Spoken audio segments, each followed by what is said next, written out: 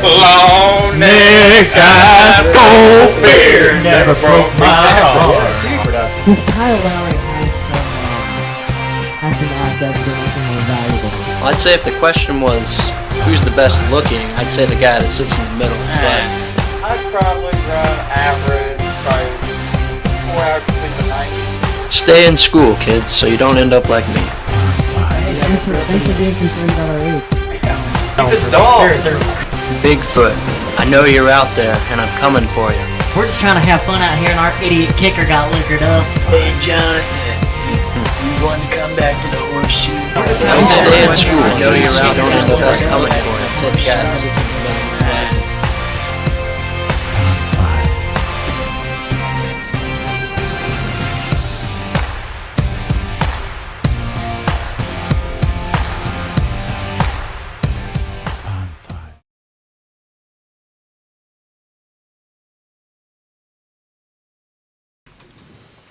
Hello, everybody. Welcome back to the Coaches from the Couch podcast. We're live from the couch again.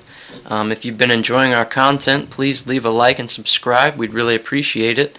But we've got some really big stuff coming up soon. On Thursday, we have the Q&A, which you guys have sent in some questions. We're going to make sure to answer those, but you can still send in some more. But even sooner than that, on Tuesday, we have some big stuff coming. Would you like to tell us a little bit more about that, Carson? Yeah, Tuesday we have the very own Patrick Morrison, my boss. He's actually the assistant AD when we were in school, when we played sports. He is actually the head AD at Madison Consolidated High School now. And my boss, I love him. I mean, he's a good guy, good worker, hard worker. He's good to work for. I'm excited to see him next Tuesday. Yeah, I think he's a guy that should have a lot of interesting perspectives too. I think it should be a good interview, definitely. Big guest for us. Yeah, I agree. But also, we got some big NFL stuff going on tonight, right? We got the Hall of Fame game. Hall of Fame game, yep. So yeah, So glad to football see is football back. is back. Football Yeah, is back. And then I want to touch on, before we get into that, how about the new intro video? Yeah, it's pretty cool. The new intro video, the quality's not the best yet, but I think we'll get there. It's brand new, so we'll get used to it. But I think going forward, we might have some commercials in it and then stuff like that. So look at that going forward. Yeah, that's awesome. But going to the Hall of Fame game tonight, I really like the Jets tonight. Like a ton, I like the Jets Do tonight. they have lines up for this game? Yeah, They do. Two. Yeah. They do. It was two. The Jets are an overdog. Yep, they're -2 to win. But they have Zach Wilson starting, and then they're also going to have Strebler in there as well, and maybe Tim Boyle. So that's three quarterbacks with NFL experience. I think the Browns are going to throw out Kellen Mond. Kellen Mond, and then Dorian Thompson-Robinson from UCLA. So not much NFL experience there compared to the Jets as far as quarterback goes. Have a lot of NFL I have to say, experience. Zach Wilson was the second overall pick. I mean, this dude. I mean, he was a starter. He's won NFL games already before, so don't sleep on them. And I think, if I was a betting person, take the Jets right now. I think take the Jets too. I totally. And apparently, so today I saw Diana Rossini said that Mekhi Becton's also going to get 20 snaps tonight. Which is probably good because he was injured, so kind of he get hasn't the played feel. in 2 years. Yeah, exactly. So, Get a good feel. Yeah, absolutely. I heard he's lost a lot of weight. Yeah, a ton of weight. Yeah. Of weight. He was a high draft pick as well, out of Louisville, and he was known for being like a mountain, and he's still obviously tall because you don't really lose that. But yeah, he's thinned down a ton, so we'll see how that works out for him. You want to kind of pivot away from that and talk about MLB a little bit? That's good with me. Yeah, we want to talk about the MLB trade deadline because we mainly just talked about football the last episode, and we kind of skipped over that, so we're going to come back to that. What kind of went on in this trade deadline? Well, I think the big story is Shohei Ohtani stayed. And not only did Shohei Ohtani stay, the Angels were buyers, which is pretty surprising. So they picked up a couple pieces. They traded for Lucas Giolito and Ronaldo Lopez from the White Sox, 2 pitchers. Giolito had a very good first game. And a terrible second game. I'm kidding. No! I thought his first game he pitched well, and his second game was terrible. I thought he was terrible. Yeah. Whatever game Either way, I he had a watched, terrible whatever game I watched, he got smashed. Yeah, so And he hasn't had a good year all year though. he hasn't. And then they also picked up some like utility players, some fielders. So they went the exact opposite of what we thought they'd be, from selling Shohei Ohtani, the best player in baseball, to they were actually buyers. So they need to go for it. They know they're going to lose Ohtani. Yeah, and then so looking at a Reds perspective, the Reds I thought were a little quiet, more than I wish. I wish they would have went out and got a starting pitcher for a team that the ability of us to be able to hit. So I think the only thing we lack is starting pitching. Our ERA I saw is number 29th in the league by starting pitching. Our bullpen's fine. But we went out and got a lefty in the bullpen. Great pickup. I think he's a good pickup. Got another lefty to help Alex Young. But I wish we would have made another starting pitching trade. Yeah, I absolutely agree. But I think that for what the Reds were looking for, they just didn't want to give up the prospects that it was going to take to get those guys. So that is what it is. It is what it is. How much pressure does this put on a soon-to-return Hunter Green and Nick Lodolo? I mean, I could see why it puts pressure on them, but at the same time, like, you can't be any worse than it's been. You know, like, I feel like just, like, they're too good for it to be worse than, like, I mean, 2 nights ago the Reds gave up 20 runs to the Cubs. Last night they gave up 16 runs. So I just can't see it being any worse than that. It doesn't take much. But they do need to pitch well, just because they're bona fide aces in any lineup. So they do need to pitch well for sure. Yeah, and then I want to talk about the Baltimore Orioles. They're hot right now in the MLB. They are actually in the race for that number 1 spot in that division, and they actually went out and got a guy. The Cardinals sold, and they went out and got Jack Flaherty. I think that's a good pickup for the Orioles. He's been a solid pitcher his whole career so far, and he's young still. I think that's a good ad for them, and I think like this Orioles team is like, all right, we're in it to win it. They're like, freaking good. They're like, really good. And they're young. Yeah. Like they're kind of like the Reds, but they went out and made trades. Right. So I think I'm curious to see how well they do with the trades, and I'm curious to see how good the Reds do with only one trade, which is a bullpen piece. Absolutely. Yeah, and then so you had them acquire. I can't even say his name. The dude from the A's. He was actually one of the best guys coming over from, I believe, Japan at the start of the year. He chose athletics. He chose the wrong destination. I don't know if they gave him more money than their other teams were offering. But they went out and got Flaherty and that dude from the A's. So they look like they're ready to go, getting the starting pitching done. What do you think about the Baltimore Orioles going forward? Yeah, I like this team. I think they're already showing to be one of the better teams in the league right now, but they still have one of the best farm systems in the MLB too. So, I mean, they're looking to be a real threat in that division for years to come. Certainly. Yeah, and then another good team, the Tampa Bay Rays. I was just talking about that division. They went out and got Aaron Saval, is that his name, from the Cleveland, and this dude has been good over the years. They went out and they said, all right, we're going to go get this starting pitcher. Next thing they said, we need to make our starting pitcher better. And they have one of the best starting pitchers who was a Cy Young contender in that Shane McClellan. Yeah, that dude. So this team is looking like they're looking like they're going to try to win it all too. So I like it. I am always for the win now mode, and I think the Rays are in a good situation considering they started out like 18-0 to start the year. Certainly. And they also got Robert Stevenson. I'm a big fan of him. And then probably the biggest, I feel like every time I got an alert on my phone was the Toronto Blue Jays. I feel like they just kept getting players. And they got 2 guys from the Cardinals, Jordan Hicks, Paul DeYoung. Oh, they actually got 3. And Genesis Cabrera. Yeah, that dude. The Blue Jays are another team. Like they can hit the crap out of the ball. They can pitch. This team is solid. What do you think about the Blue Jays going? I think that's a sick move to go get Jordan Hicks. I mean, the Cardinals have been an absolute dumpster fire for what they were expected to do this year. But I think Jordan Hicks coming over to Toronto, I mean, it's going to be hard to find a guy that has nastier stuff than him. He can throw 104 miles per hour, has an absolute wipeout slider too, nastiest sinker in the league probably. He's really good. I think these trades from the Blue Jays are these 3 trades you mentioned from the Orioles, the Rays, and the Blue Jays. All that tells me is that's who's competing. Yeah. Right? Because I see you have the Yankees up next. They made virtually no moves to improve their offense, which is for some reason their worst. Yeah. Worst asset. Speaking on the Yankees, Yankees literally what they needed, they didn't go get. Yeah. So the Yankees actually have the number 1 ranked bullpen. Yeah. And then we went out and got a bullpen. Like we went out and got a player from the White Sox, that Middleton. Like he's good, but that's not what the Right. Yankees are just. I feel like they're just kind of to the point. It's like all these other teams are stacked, so maybe we just Aaron Judge isn't fully 100%. He's back, but Yeah. he ain't 100%. So maybe you think that they might just be throwing in the towel this year. The problem, my thing is, you throw in the towel this year, what's that say? Because Giancarlo Stanton still has 5 years left on his contract. You're still paying Aaron Judge, who's great, but Giancarlo Stanton's kind of taking he's getting older. I mean, who are their other studs? Harrison Bader, he hasn't hit very well this season. No. Gleyber, he's been up and down. Rizzo. Rizzo, up and down. old. And he's up and down. Yeah, so- Another thing, though, that sucks, we don't have Jose Trevino, the catcher. He was an all-star last year, but it's all been the Kyle Hiroshima.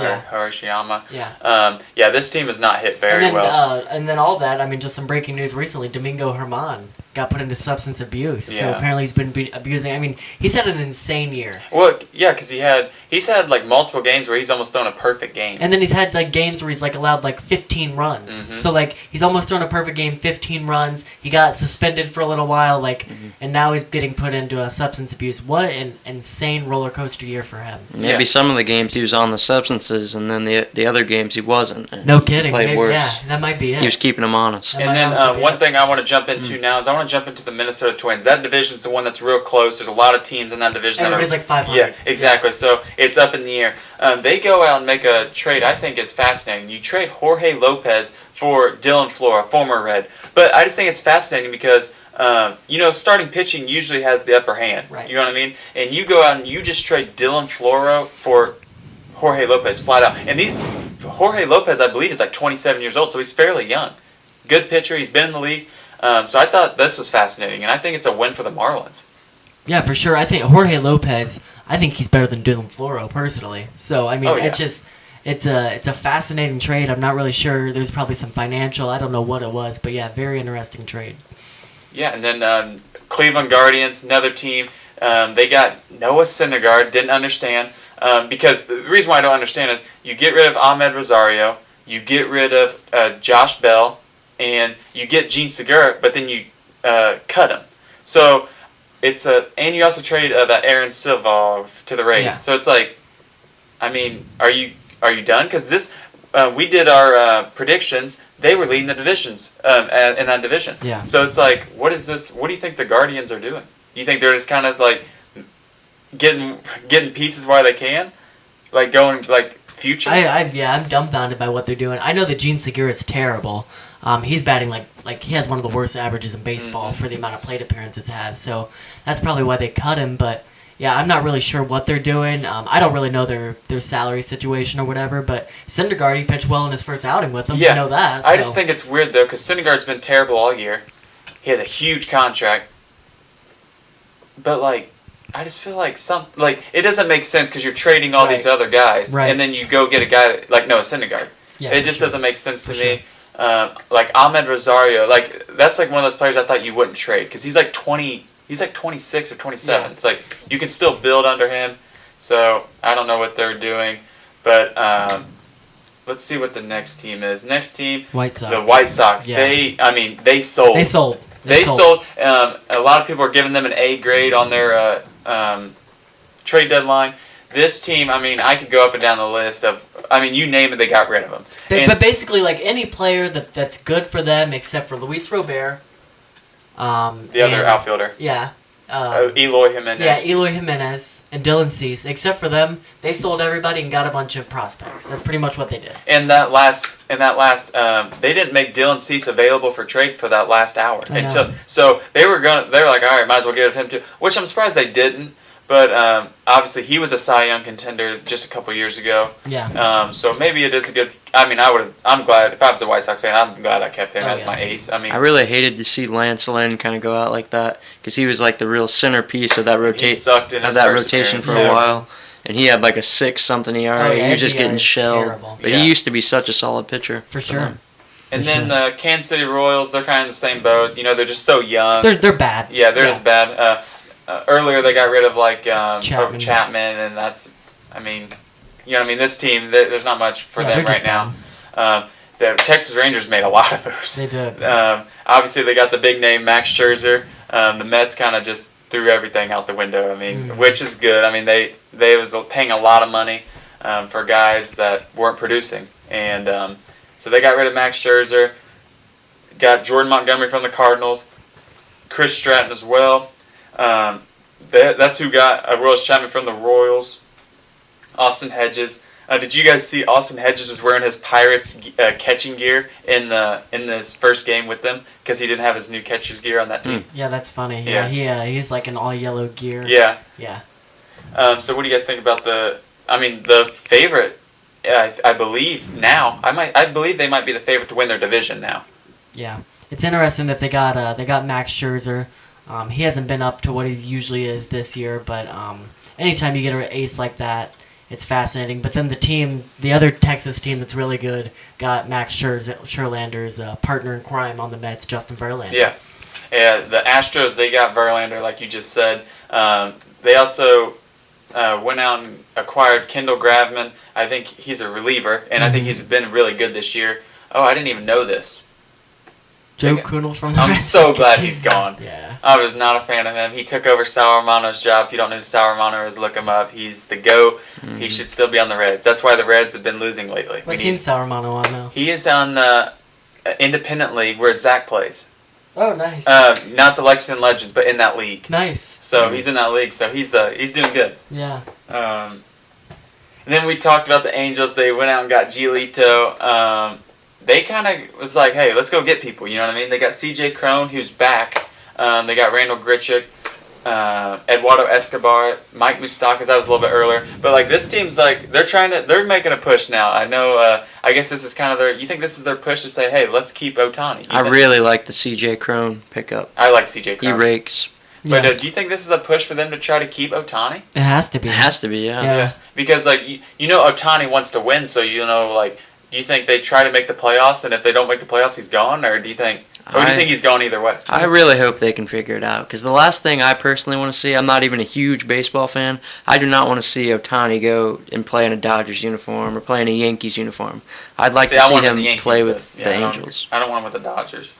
The Mariners, I thought they had a weird situation. They had a lot of guys. They traded a lot, but they were in contention to, still be in there, like, to win games and to win the division. But they traded, like, A.J. Pollock. They traded, there was someone else I saw, Paul Sewald, who's a really good reliever. So this team was kind of trading players. They got a little bit younger, too. I thought that was a little weird, though, how they traded some of these big names, leaders, like A.J. Pollock, who's been around a while, and Paul Sewald in the bullpen. I just thought that was a little weird. But they were like they're like the old Reds team. I mean, they got Luis Castillo. They used to have Jesse Winker, Suarez, and then there's one more, Taylor Trammell. Mm-hmm. This team was like the old Reds. What do you guys think about the Mariners? Do you think they go far? Do you think they make the playoffs? By what they're thinking, they're not thinking they're not going to Yeah, make the well, I mean, playoffs. with the way Julio Rodriguez has been playing this year, they have no shot. I mean, Yeah. he's batting like 240, and not even great home run numbers. Yeah, and then we already talked about this. This is the only trade I'm talking about with the A's because the A's are terrible. The Reds got Sam Moll, so good for the Reds. I mean, that was the only pickup we made in trade deadline, and it worked out, I think. I think he came in, pitched a really good outing in his first appearance. And How old is he? he's up 30 there. something? Yeah, he's up there. Yeah. He's like 31. But, He's just one of the, like, he's amazing lefty. He has, like, plus stuff on And his, that's super valuable, sweeper. too. It was a glaring need for us. We needed a lefty pretty For sure. bad. Absolutely. Yeah, and then Philadelphia Phillies, former Red, Michael Lorenzen goes to the Phillies. I think Lorenzen's he was an all-star this year. He's pitching really well. A lot of talks for him to go to the Reds, but he didn't come back. Lorenzen to the Phillies, I think this can be a really big pickup for them. You got Wheeler, you got who's their ace? Nola. Nola. Mm-hmm. So you get a three-headed monster with them, and I believe they even have decent 4 or 5 guys. So Phillies, they're looking to make a push, and they've been winning games here lately. Castellanos has been raking like usual. I like the Phillies going. Me too. Marlins, we talked about them a little bit. All those players pretty much they got. We've already talked about.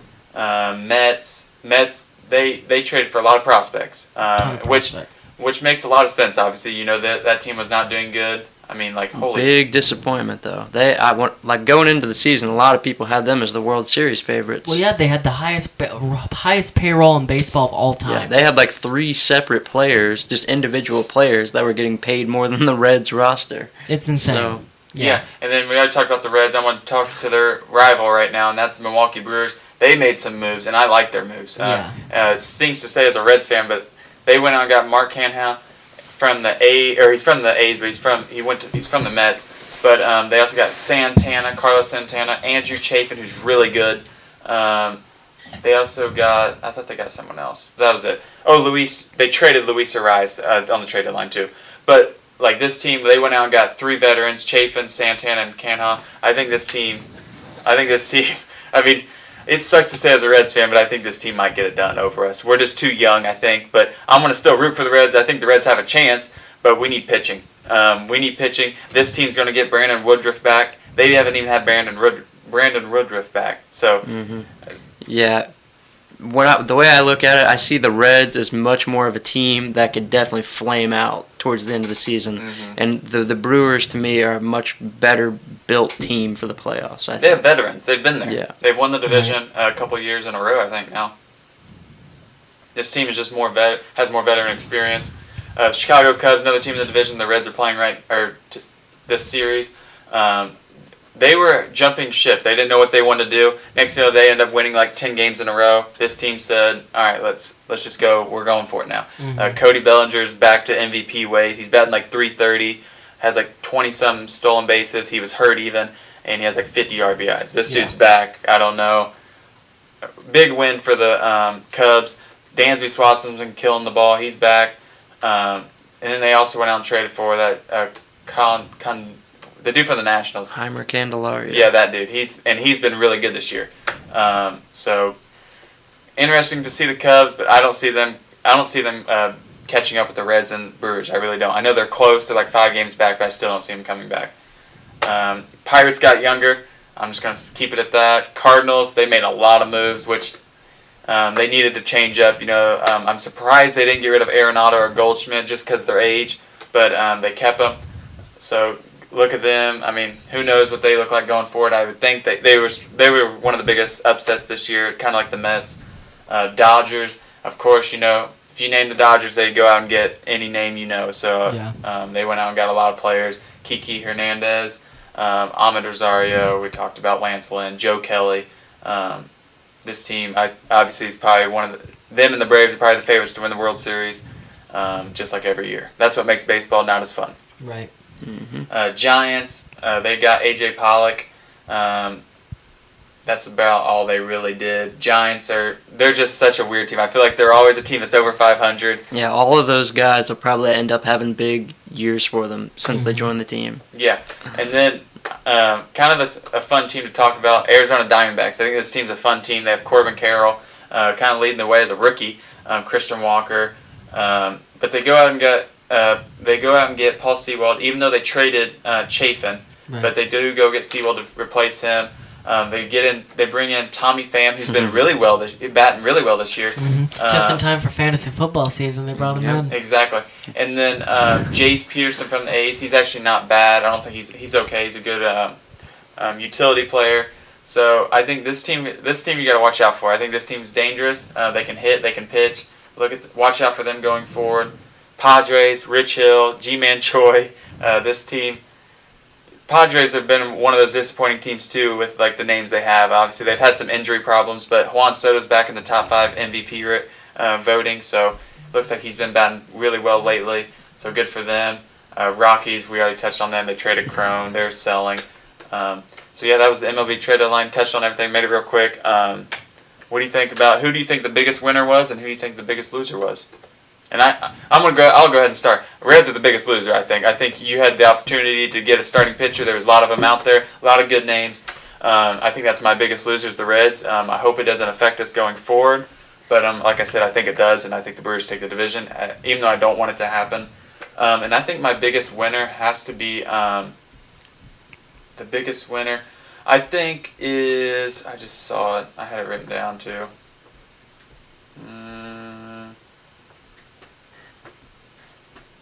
It was the Chicago White Sox. White Sox, I think they sold. It's usually, most people pick the people that get the winners. Like they get the team, they get the players. I'm going with the White Sox. I think is what they did. They cleaned house. Like they literally are a restart button. Like I don't even know if they had to call up people from AAA just to get a roster. So I think this team going forward, I mean, they're going to be good in the future. I mean, you got and Luis Robert, Eloy Jimenez.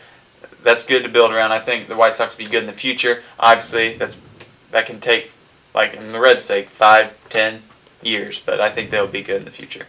And what stuck out to me as we kind of went through those, I think, from my eyes, I think the biggest loser was easily the Mets, just given the expectations they had, and obviously having to split up that super team, essentially. So that's not what you want if you're the Mets, so they're easily the biggest loser in my opinion. The Brewers really stuck out as a winner to me. I really liked a lot of their pickups, like Santana and all those guys. So, yeah. For me, my biggest loser was actually a team that acquired. I think the biggest loser is the Angels. I think they have no chance of making the playoffs, and they gave up some of their top prospects in their organization to the White Sox for Lucas Giolito, and they gave up just tons of pretty good prospects for players that I just don't understand the moves. So they're my biggest loser, and I like the Brewers' moves. I do like how the Reds didn't give up a prospect that would jeopardize their future for starting pitching that they'll have for half a year. But I think as far as winners go, the Braves did good, but yeah, the Brewers' moves were outstanding. Yeah, and I totally agree. And so, anything more on the MLB trade deadline? So, nope. So after this break, we're going to take a short break. We're going to talk, or it's going to be our game segment. What is the game segment today? We're going to be doing a childhood memories draft. So that should be pretty interesting. We haven't done anything like that in a while. So looking forward to that. We'll catch you right back after this break.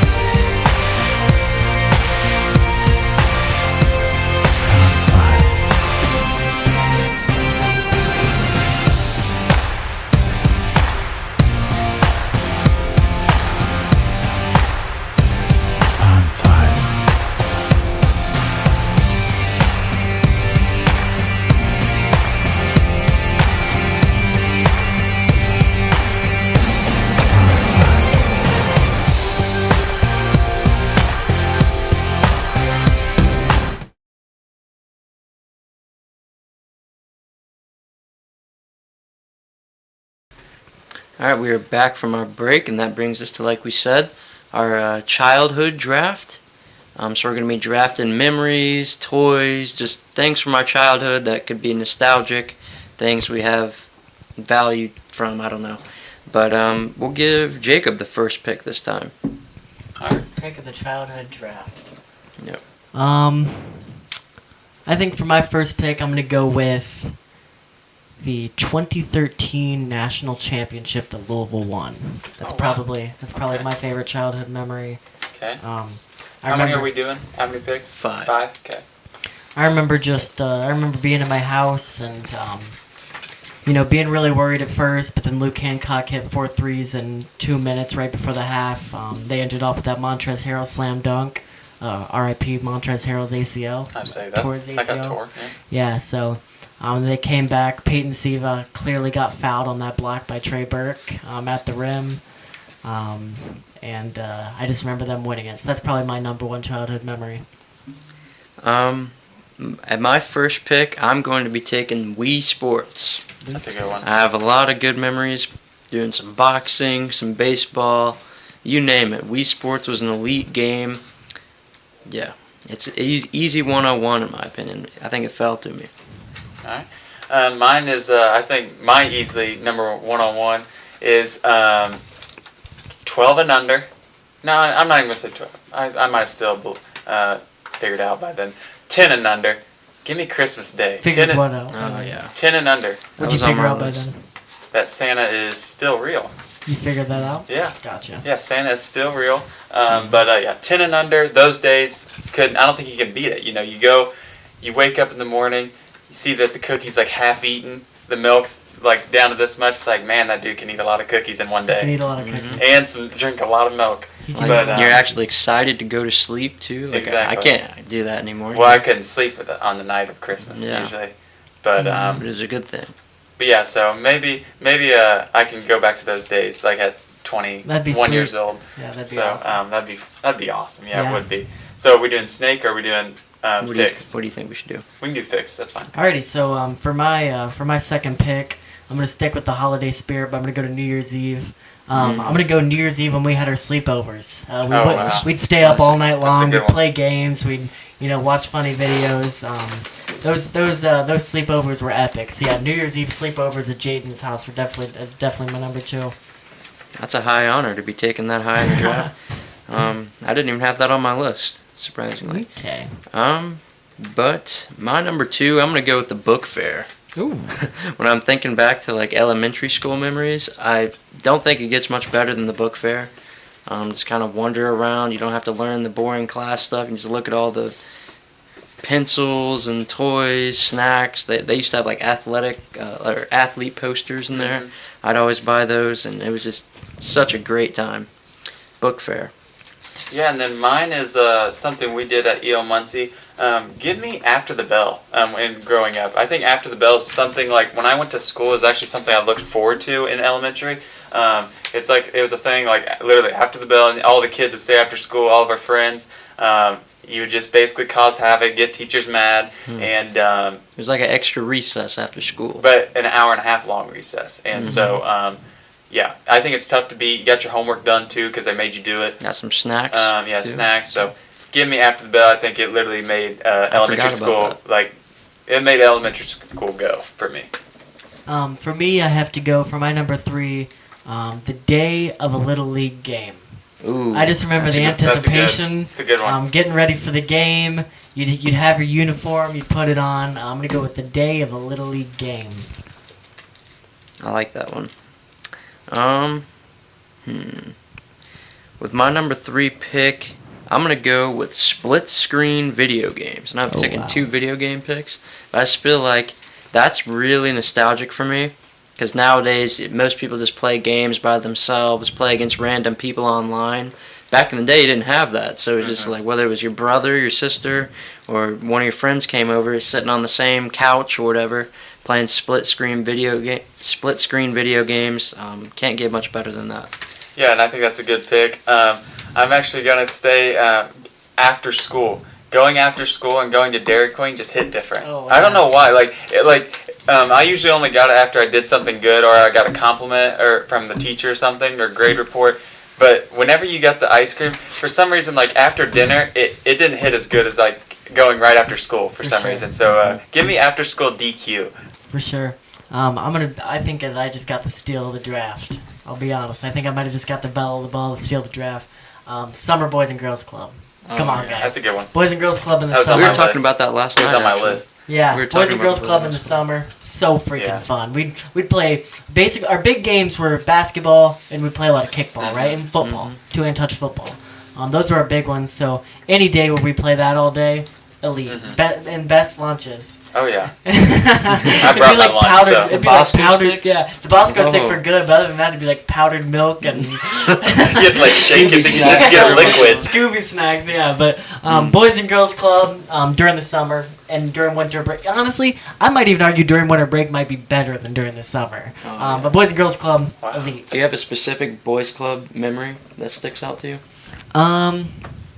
Specific Boys Club. I guess when I fell flat back when I was wearing those spiky shoes, I fell flat back going for a layup. That one stuck out. The one that stuck out to me was when they had the movie room Yeah. and your brother jumped off one of the steps onto a kid that was taking a nap. I remember that.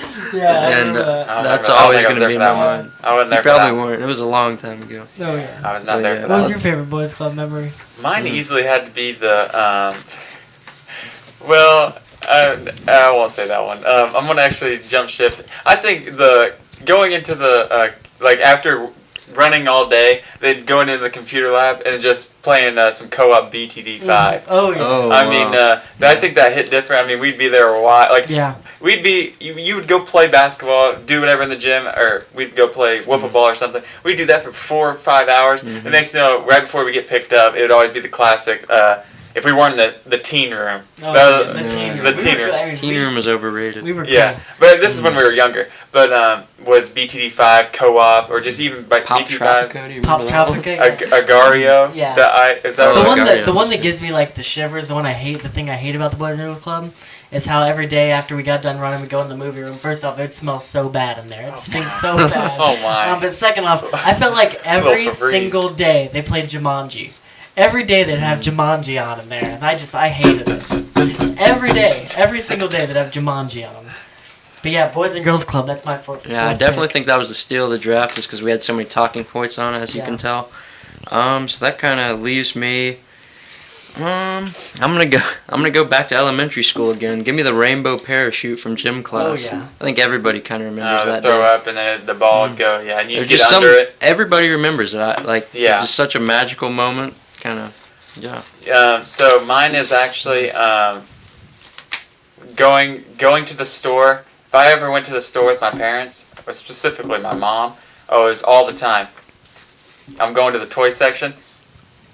WWE action figure. Oh. Not kidding. I had way too many of those. They're like all in my attic right now. I have a couple like Stone Cold Steve Austin. We got the Rock. I can go up and down the list, but yes, that was always every time I went to Walmart. WWE action figure, give it to me. I'll take that number 4. Nice. So I'm kind of at a crux here for 5. Mm-hmm.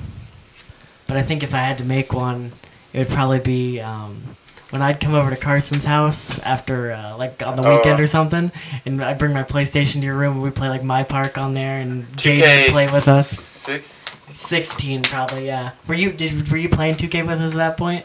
I don't remember. I think it was 17 was my first year. Because I remember I'd come over to your house, and we'd play My Park in your room. Yeah, I'd bring my PlayStation. Yeah. You literally brought a TV. Yeah. And we would literally set up 2 TVs and like. That was the man, modernized split screen. Literally, Yeah. like, and somehow, some way, man, we didn't have any legs. Somehow, some way. But no, I remember we grinded though. That. And every morning I'd eat a chocolate chip Pop-Tart from Yeah. the cabinet. And from Jaden's house. I like the Wow, chocolate chip that's Pop-Tarts maybe there, that too. might be my number 5. Wow. Pop-Tarts. Oh yeah, Pop-Tarts. Wow, I haven't had one of those in a while. Thoughts were amazing. So good. With my last pick, I haven't went holidays yet, so I'm gonna pull the holiday card, and I'm gonna go with trick or treating. Nice. I mean, every kid likes to dress up, get some candy, possibly some cavities, but you don't regret it. So yeah, trick or treat's a good 5 spot. I feel like. Yeah, and then my number 5. I'm still deciding. Number 5. I think I might go back to. I might be a little different, and I might go because it's kind of childhood. I mean, junior high range is when I started playing. When I started running my own fantasy football league. Oh yeah. So I'm gonna jump ship to that. I want to say starting fantasy football. I think it's still a huge thing for us, and so it's actually still the same league. We've gotten bigger as we went on. We've started out with 6 people. Now we're up to 14. So, but no, yeah, I'm gonna say starting fantasy football in 6th grade. I think that was a big memory, childhood memory, and I love it. And I still love it today. Do you remember any players from your first fantasy football team? I remember I had Drew Brees and Jimmy Graham, and that was the best duo in like ever. And like I had Jimmy Graham on one team. I remember my very first fantasy team had Matthew Stafford, Maurice Jones-Drew, Ray Rice, who's not a very good guy, by the way. If you didn't know, I had Calvin Johnson and Rob Gronkowski. That was my team. When did you start? 2011, I want to say, something like that. When did you start, Jake, roughly? I can't remember. Probably, was it middle, like 6th grade year, yeah, probably? the 6th or 7th grade year, yeah. Yeah, so, but yeah, fantasy football, I think that's a safe bet for me, 5th pick. So, I think this is a fun draft. I think it was entertaining. Good to look back at the past, at least, you know. I think this is good, though. I think we have some clips worthy over here. Might post this on Facebook, maybe. Yeah, We'll see. yeah, so, after this, so anything more on memories? So after this, we are going to be doing our NFC West predictions, and then that'll wrap up our 8 divisions of the NFL. And then so we're going to do NFL. We'll do our NFC playoff picture like we did with the AFC as well, and then we'll do final words. But so next Tuesday, like I said, I want to say this again. Next Tuesday, we have Patty Morrison coming on the show. Patrick, that'll be next. Yeah, and I totally agree.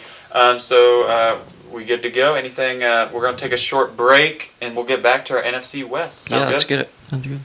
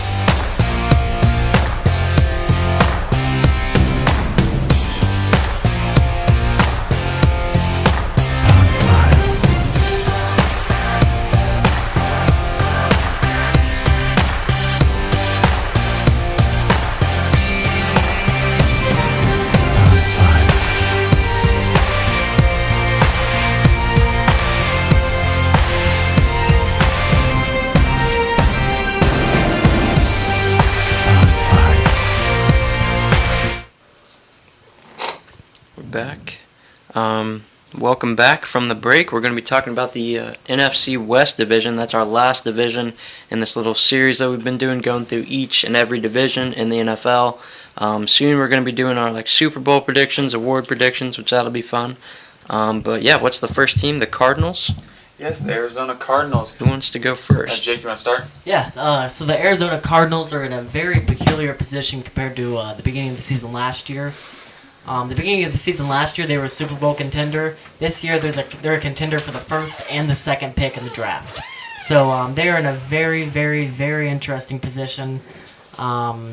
They've made some strides, but they've gotten worse, right? They lost D-Hop. They're not going to have Kyler for the first 8 games of the season.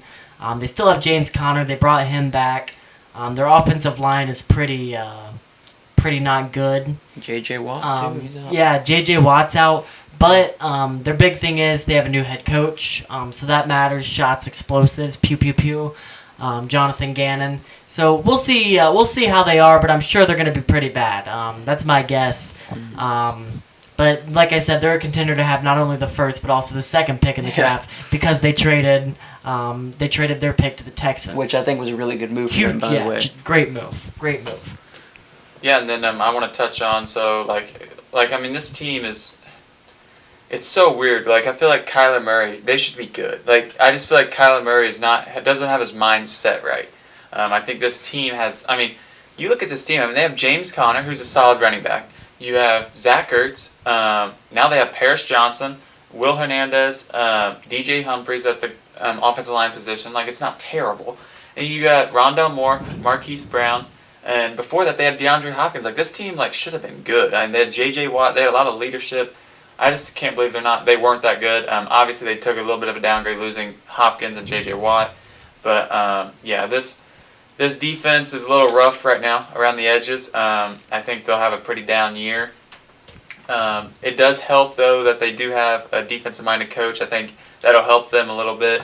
But I don't know what it's going to look like for Kyler on the offensive side because they did lose quarterback coach is actually Colts quarterback coach now. He always wore the green Arizona Cardinals hat. Mm-hmm. I forget his name, but so I don't know how the offense this is a wild card. There's not much to talk about with them. Exactly. They're supposed to be the worst NFL team. So what really can you say?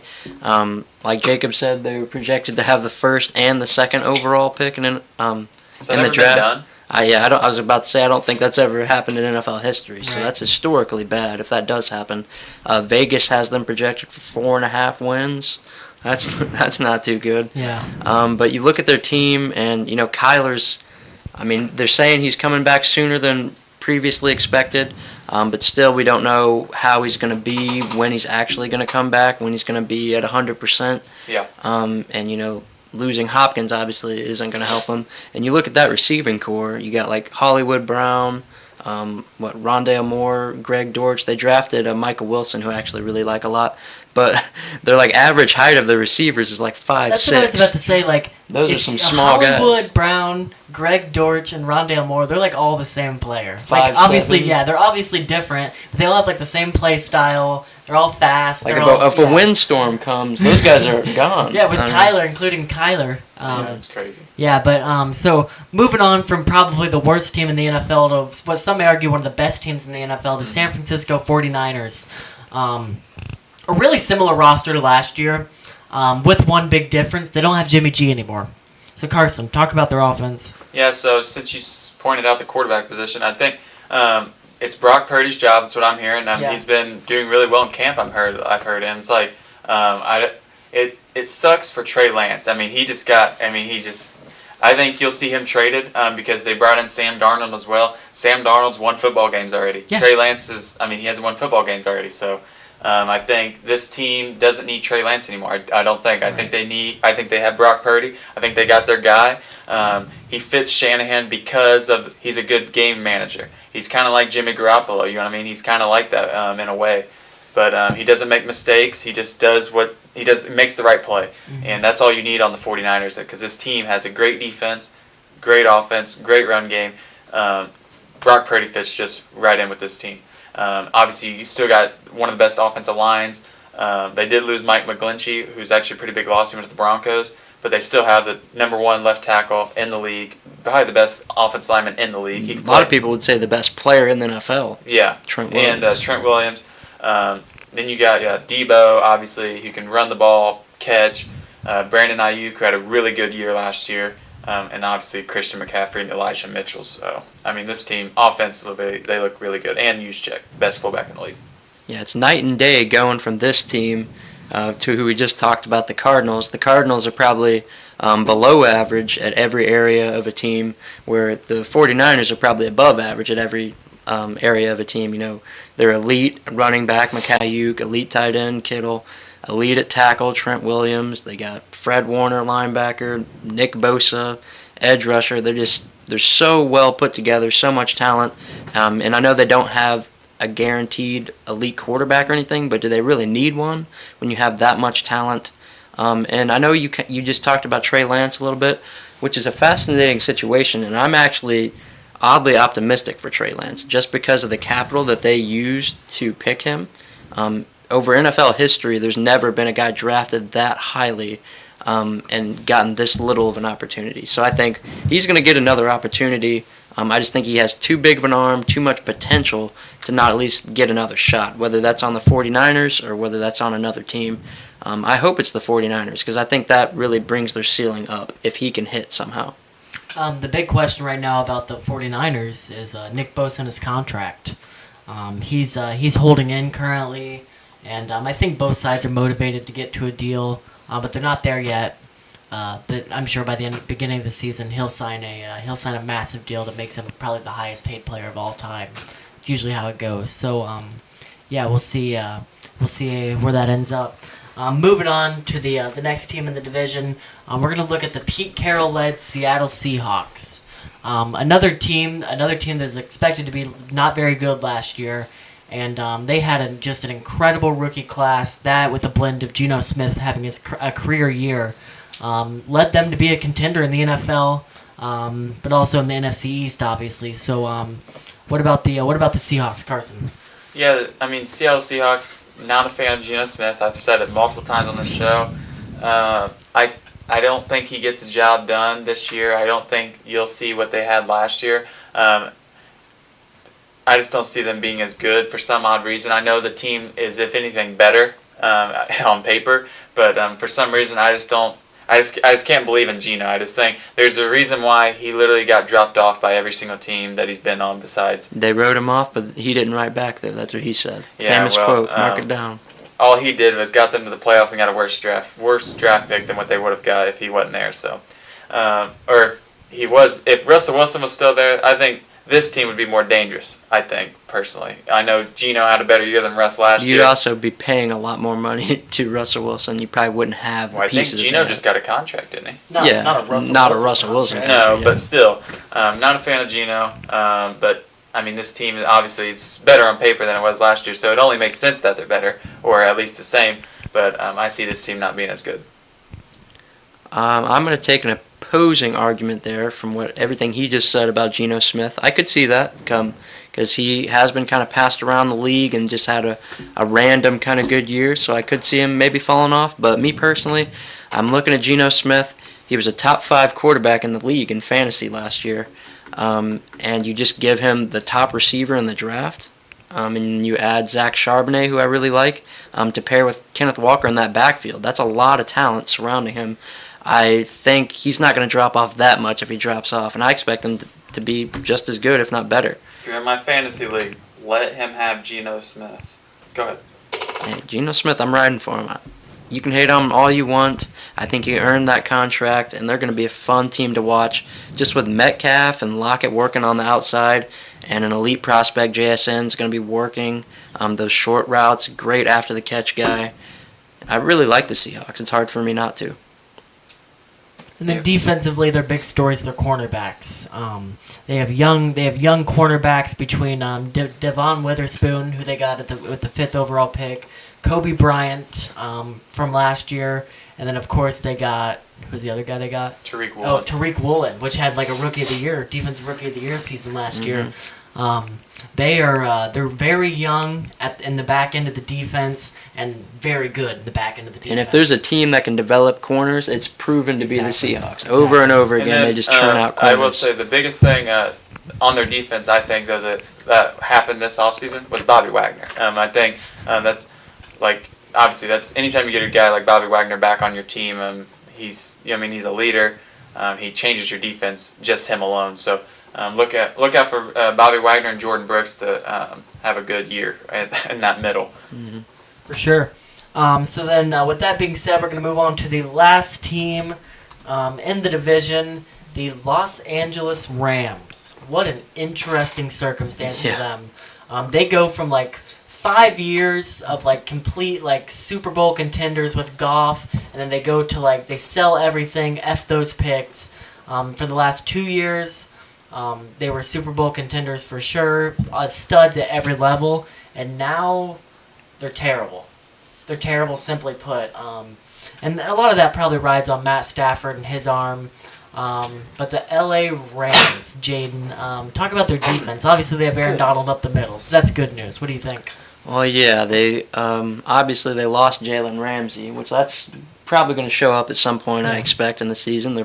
Their defense is looking to be pretty rough. Although they do have Aaron Donald, what else do they really have outside of that? They do not have a whole lot on that defense, and that really scares me because on the offensive side of the ball, they're going to be needing to score a bunch of points, and I'm not sure if they can do that with Cooper Kupp just recently getting a hamstring injury, which is actually very scary for older players because those seem to linger and just get re-injured as the season goes on.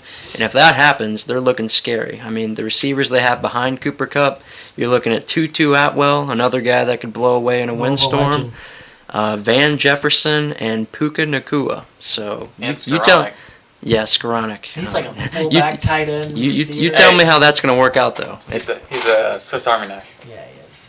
So yeah. But so the Rams, I think this team definitely their defense is way down compared to past years. They're really young. There's a lot of question marks at defense. I mean, I don't even know these players on their defense, just outside of a couple of them. I know. That's what I was thinking. I don't know any of them, but I know. Who do you know, Carson? I know Kobe Durant. I know Jordan Fuller. Russ Yeast is a Louisville legend. That dude, Akilla He's been on the Witherspoon. 49ers. Yeah. Ernest Jones, I know him. Yeah. Byron Young, he was a draft pick this year. Aaron Donald, obviously, and Bobby Brown. I don't know any of those, but they're rough. They're rough. Yeah, so this team is definitely down compared to past, but at least talent-wise, they're down. Yeah, they're. But I think this right here is obviously they can't see but Sean McVay. That whole thing right there. That's I think really Sean important. McVay, Mike LaFleur, and Raheem Morris. I think that plays a big factor in an NFL team. So I have them a little surprising. Vegas has them as 6.5 wins, but I actually think they will be better than that, a little bit at least, just because, like you said, Sean McVay, that coaching staff is really good, and let's not forget just how good Stafford and Kupp are when they are on the field. So if Cooper Kupp stays healthy, we're talking about another 150 catch, 2,000 yard receiving season. Yeah, possibly. Absolutely. So with that being said, let's rank the division. So I'll go ahead and go first. In the first spot, I have the 49ers. I just think they're too good. They're one of the best teams in football. Second spot, I got the Seahawks. I am a Geno believer. I like them a lot. Third, I have the Rams, and then fourth, I have the Cards. Finishing it out, I just think the Cards are terrible, unfortunately. And I actually have the same order. I have the 49ers first, Seahawks second. I don't think the Rams will in any way be worse than the Cardinals. I think if they are, that is not good. No. So I have them at third, and then I have the Cardinals, unfortunately, being the worst team in the NFL and finishing last. So. All right, and then I have actually the 49ers winning. Right. The Rams second, Seahawks third, Cardinals last. So I have a little hiccup between you two. I just have the Seahawks and Rams flipped. I think McVay gets it done. So We didn't talk about Cam Akers, but I think he's a guy 2 he had years a really good. removed. He ended the year last year. He had an Achilles injury that really killed his explosiveness, but coming out of college, he was an elite prospect, and he's a guy that can handle a workload, 3-down skill set. He's a great guy. So I didn't know they got Demarcus Robinson. So hey, don't hate on the receiving corps without Cooper Kupp. It's terrible. I think it's still pretty bad. So with that being said, we're gonna round out the NFC here. And we're actually gonna rank how we think the playoffs are gonna Just go. like we do with the AFC. Exactly right. So we're gonna talk about the 7 playoff spots. So whoever wants to go first can feel free if you want. I'll go ahead and You can go ahead and I'll go. lead us off. So I think the number 1 seed in the NFC is the Eagles. For all the reasons that you all think the Eagles are the 1 seed.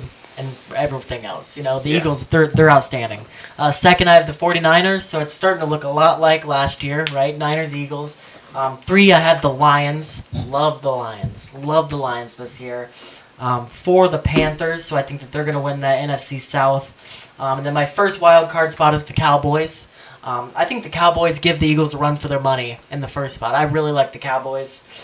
6, I have the Seahawks. And then 7, I have the Vikings barely making the cut. So that's my NFC playoff standings. All right. It's very glaring to me that the NFC is so much worse than the AFC. Yeah. I think a lot of these NFC playoff teams would not make it in the AFC.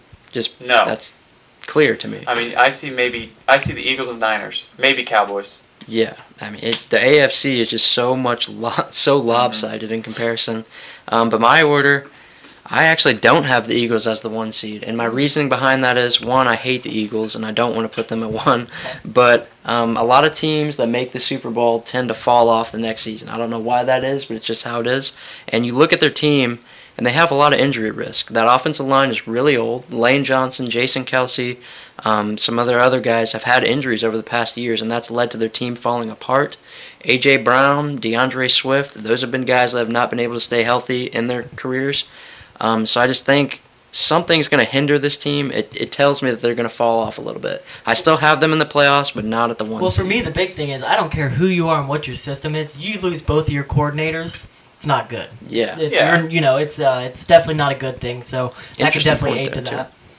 So that's why I don't have them winning their division, and I actually have my favorite team wearing their jersey right now, the Cowboys, as the 1 seed. And I also have the 49ers as the 2 seed, the Lions as the 3 seed, the Falcons winning their division, and the 4 seed. That might be a little bit of a hot take, but those are my number 1 seeds for their division. And then my wild card, I have 5, the Eagles, so they'll be the first wild card team. That's still pretty good. The Giants at 6, so I have 3 NFC East teams making it. It's interesting, but I think Daboll is just such a good coach. He'll find a way to get the Giants back in the playoffs again. And then I have the Bears. I have Justin Fields making a leap. They added a lot of talent this year. I think they make a playoffs. And I have the Seahawks and Saints just missing. Okay. And so my 1, I do have the Eagles. I think this team, they're just such a safe pick because of their run game. I think that's the difference in the coordinator situation. I think, yes, it might hurt them defensively a little bit, but their defensive line is still amazing. So anytime you have a good defensive line, it doesn't matter who really your defense coordinator is. Like, yes, it still plays a factor, but anytime you can pass rush the ball in 3 seconds, it plays a huge factor. And then offensively, they're going to run the crap out of the ball, just like they did last year, do the play-action game. They still have Sirianni, who knows the offense that Shane ran. So I think the Eagles retain number 1. Niners number 2. Kind of just touched on them already. I think they have one of the better rosters too. 3, I have the Vikings. I think the Minnesota Vikings get in that 3rd spot. 4th, I have the Saints. So that is my 1 through 4 divisions. My wild cards, I have 5 Cowboys, 6 Lions, and then 7, I have the Los Angeles Rams. I think they get it done this year. I think there'll be an eyebrow raiser. I think Sean McVay bounces back. Matthew Stafford's healthy. Cooper Kupp comes back. I know he has a hamstring issue right now, but I think He's got time to heal. Yeah, exactly. The Rams usually don't play their people in the preseason anyway, so he should be able to heal, and hopefully he stays healthy. Yeah, and then I think this team, they still have a good offensive line.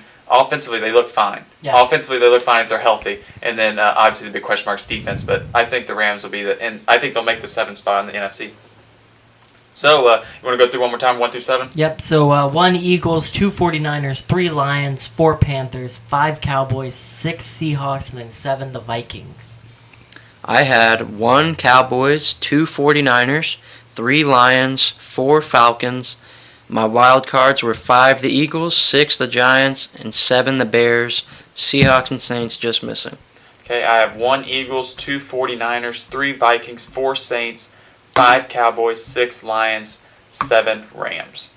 So that'll wrap up our NFC playoff picture. So, like we said, I want to wrap this up real quick. Like we said, next Tuesday is Patty Morrison. That we don't know how long technically the interview will go, but looking forward to that. That'll be a good time. Next Tuesday, 6 p.m. on YouTube.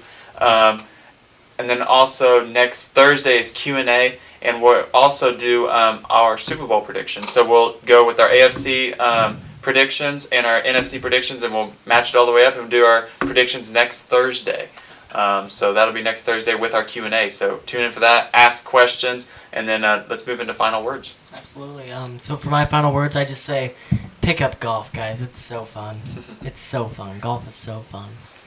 I have not found it to be fun yet, but maybe I should give it another try. My final words are, if you got 'em, smoke 'em. Wow. Interesting. I have nothing. Final words is my final word. All right, well, that's all I guess that we have for this. So yeah, tune in on Tuesday for the Patrick Morrison special guest coming onto the show. And also leave a like and subscribe. It really helps us. And send in questions also for Q&A coming Thursday. That is it for this episode. We hope you guys join us back again. Like and subscribe. Peace.